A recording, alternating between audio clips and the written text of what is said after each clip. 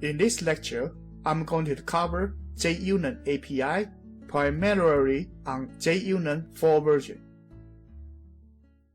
First, let's talk about what is JUnit. JUnit is a third-party API from JUnit.org. The developer Kent Beck, Eric Gamma, David Seth, Mike Clark from the University of Calgary. The stable release 4.12, released on December 4, 2014, written in Java, and it's under Eclipse public license. The website is over here. JUnit is a unit test framework. It's compatible with other languages such as FlexUnit, AUnit, CUnit, NUnit, C++, CPP unit, and JSUnit for JavaScript, OCUnit for Objective-C, PHP unit, PyUnit for Python, RUnit, and Ruby. Several languages also have the similar unit test package, and unit test packages have become so popular that every language will need it. And if you learn this JUnit from here, you will be able to migrate to different languages very efficiently. JUnit package help you to automate tests. Nearly every programmer tests his code. Testing with JUnit isn't a totally different activity from what you are doing right now.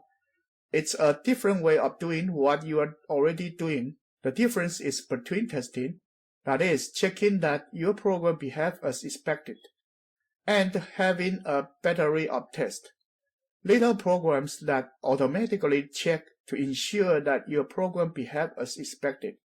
In this chapter, we will go from typical println-based testing code to a fully automated testing.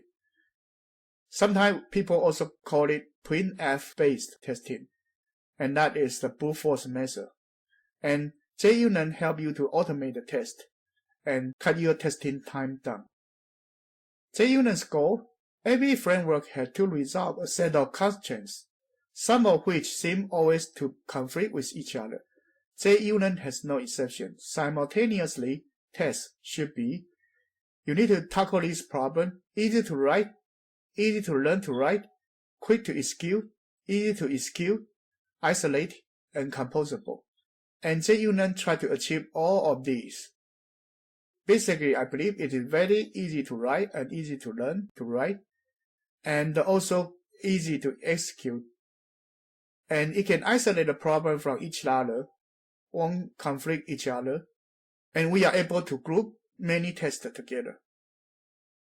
JUnit API. For most uses, JUnit has simple API, subclass, TestCase for your test, and call assertTrue or assertEquals from time to time. So the methods in the Assert class are static. So Assert is a utility class that provides you a collection of static methods for checking actual value against expected values. So pretty much Assert class is used to provide a method help you to check whether the data is right or wrong. Test class, on the contrary, is a test handler interface, and many classes inherit it. So the test class, test suite are for one test and a collection of tests that will be used to call the assert methods to test the program. And then we have the test result class that will provide the summary for the result of running one or more tests. Here is the default test class by BlueJ. When you create a test class, it will become something like this. It pretty much gives you a constructor and a before method and after method. We will discuss this later. And right here, I show you the important annotation used for JUnit. First, let's talk about before, test, and after, the three important annotations. For a test, you need to set the data up, that's before, and then there is a test. The test annotation with a certain method is to test the program that you want to test, and after is executed after the test. So for each run of the test, you come from before, test, and then after. And there are several test methods.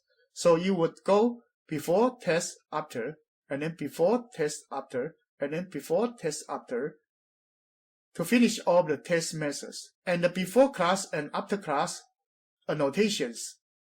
Before class annotation is to execute before all of the test methods, and after class annotation is to run after all of the test methods. So the program will start from the before class annotation method and then run 1 test, 2 tests, 3 tests, and then the rest run the method with the after class annotation. Here is a complete testing setup with JUnit. We'll use a full bar test class. So before class will be something like this. After class will be something like this. And then you have before annotation, after annotation. So pretty much you start it from here, and then you run 1 test with before, test, and then after. And then before, test, and then after. And then before, test, and after. And finally run the method after the after class annotation. We call this a setup class, and this is a tear down class. And for each test run, we have a set up and tear down before and after the test. Right here, I will show you ad hoc testing for Java if there is no JUnit. And before we do that, we need to know about assert keyword. For assert keyword, there will be an expression. If this expression is evaluated to be true, then nothing will happen. If it is wrong, then an exception will be raised. And you can also write down like this, but it is a keyword. It is not a method, but we write it in the method format. It's also okay because parenthesis is also part of expression. And the test editor is one tester class, and editor is one class. And actually, there is a certain interface in there. Let's go for project. So right here, as you can see, I have the complete JUnit setup, fullbar test.java right here. You can click it, and basically you can see the classes being imported, and the method framework. You can copy this file for different files for your own testing use, and you can download this from the external link of this class. Then right here we have the normal tester and the data class setup for Java. It's not using JUnit tool. And I open the file over here. Basically, there's a editor implementation 1. Implement editor. Editor is an interface. So there is a certain method, and it actually being overridden. Here, it's actually just run the addition. And for the tester class, we run different kind of the test cases, and each one with test method. But there is no annotation, so they are just standard methods. Let's go and run it. So the way to run ad hoc testing is like you need to compile these 2 classes first. After that, you initiate 1 object. After you run 1 object, you should click and say you want to test certain method. Let's pick the first one. The first one is test some positive number 1 and 1. So let's take that one, this one, and run. So nothing had happened because this addition expression is equals 2. So let's change it to 20 and let's compile it. Okay, nothing happened. So let's create a new object and then run that one.